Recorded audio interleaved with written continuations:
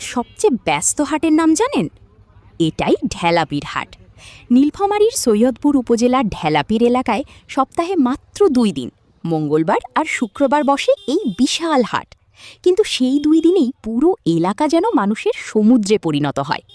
ভোর হতেই শুরু হয় মানুষের আসা যাওয়া। কেউ কিনতে আসে, কেউ বিক্রি করতে আসে, আবার কেউ আসে শুধু এই বিশাল হাটের পরিবেশটা দেখতে।